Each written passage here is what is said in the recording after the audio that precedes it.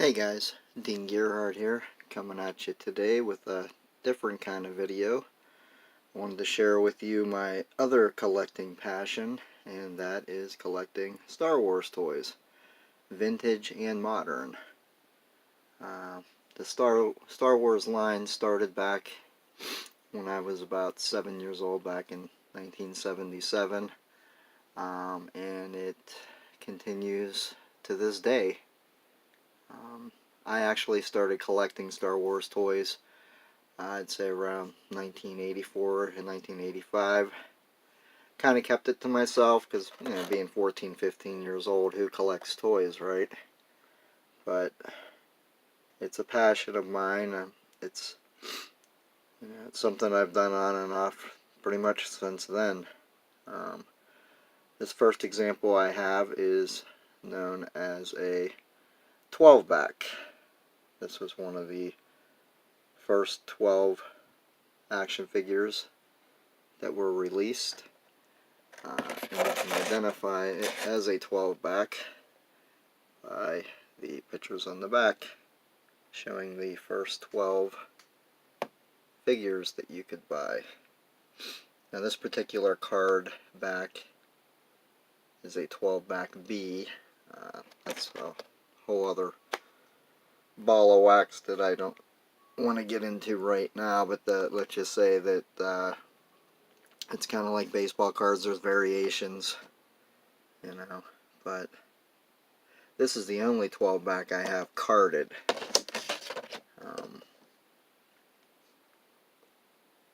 This is C-3PO, and this is just one of the cases you could buy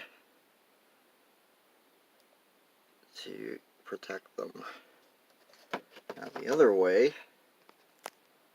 that we protect our Star Wars figures is to have them encased in these acrylic cases.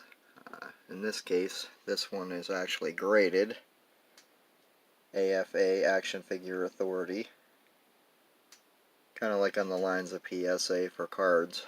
This is supposedly the top-notch company. There is another company out there, well, there's a couple, but the other big company's Case, which is they've been grading for the past couple of years now. I actually got a couple in there now being graded, and I'm anxiously awaiting them to come back since I submitted them back in December. They give 3 grades, and then they give an overall grade. This one, the card back, got an 80.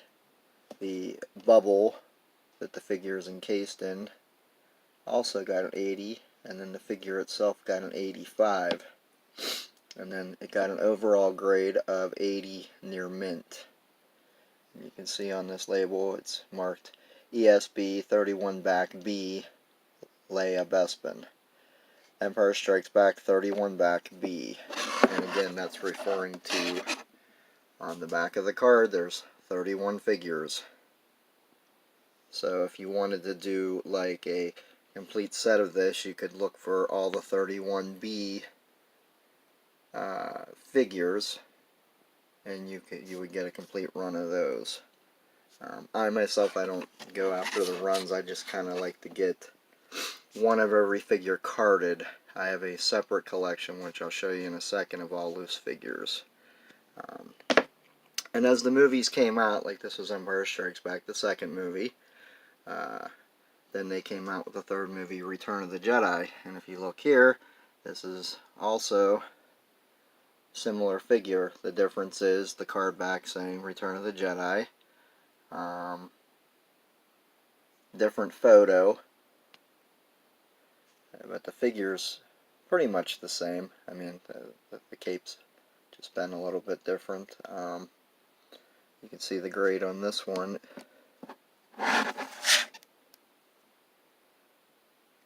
The card back an 80, the bubble an 85, and the figure an 80, and it's marked Y near mint. The Y stands for the yellow bubble. For whatever reason, the majority of the Return of the Jedi, and then the next figure I'll show you, I'm thinking they used a different kind of plastic So through time, the bubble yellows. There's really not much you can do about that. There are collections out there where guys do have perfectly clear bubbles that don't have that Y next to it, but what can you do? I guess it's kind of like the qualifiers that PSA has. And you can see this is an original price sticker. Just to focus here. Back whenever this was originally sold, it sold for $3.99. Unfortunately, I paid a lot more than $3.99 for this figure. But this technically is a variation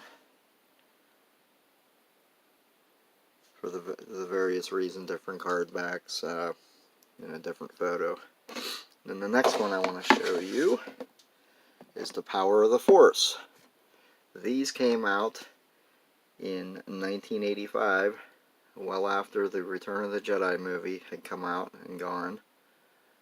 They made 15 additional figures, I believe it was, and it came with these collector's coins. This was a first time release ever for this character, Amon Amon. And you can see this got a card grade of 80, bubble 85, figure 85, overall grade of 80, yellow near mint. These two are also prone to the yellow bubbling. It's very difficult to find a clear one. I do have some that look pretty clear, but no matter what, there's always a tinge of yellow on them. But these are really cool cards. And on the back, it says Collect All 92. And it shows you every figure that you could have bought through there for that time. This bottom row here, and this is hard to see, but these were the ones you could get on a Power of the Force card. Now, just like in baseball cards and football cards, there's holy grails to Star Wars collecting, especially the carded figures. What I'm going to show you here in my loose figure collection. One of the holy grails on a card is this guy here. Set him down here. This guy is known as Yak Face. If I had him on his original card with the coin, it would be worth thousands and thousands and thousands of dollars.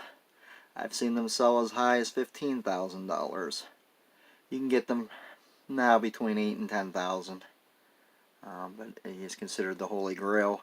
The one reason being is he was not released in the United States. So if you were a kid back in the 80s, you could not have got this figure here. You would have had to have gone to Canada, or I believe Europe. For whatever reason, that's where Kenner released him. So that's one of the Holy Grails. And then these are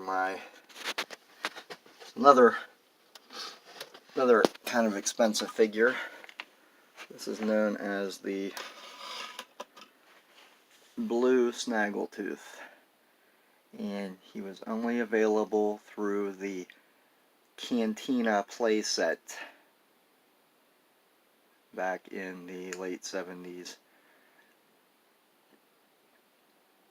He was not released on his own card. He was only packaged in that playset. I do not have the playset. My wife actually bought this for me for my birthday, I believe it was. Long time ago. And then you can see here's the Amon Amon. The one I had carded.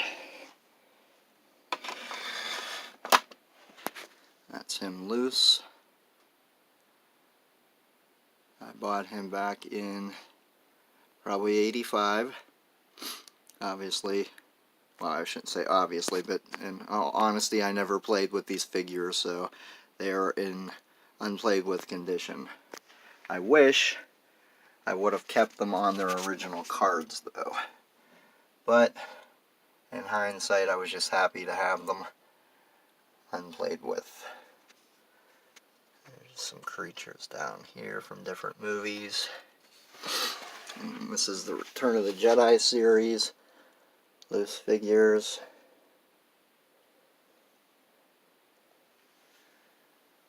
This is mostly Empire. I see a couple of Return of the Jedis in there, some Boba Fett's in the back.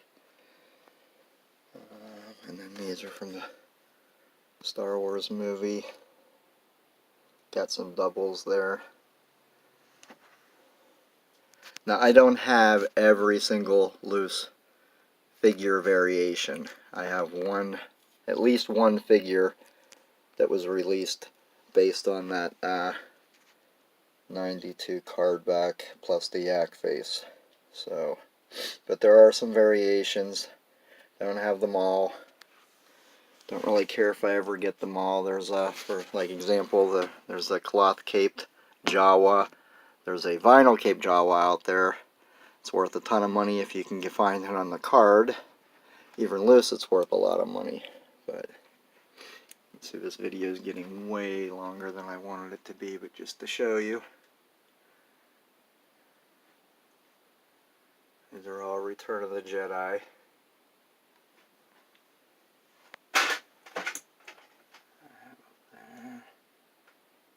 Some down there.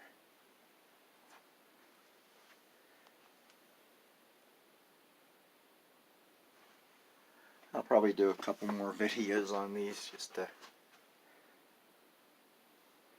give you an idea, but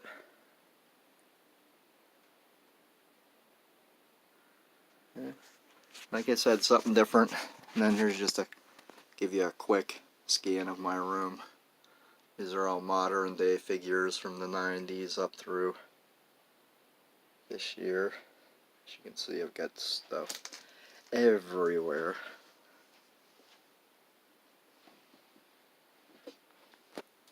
My wife thinks I'm a hoarder sometimes. Whoops.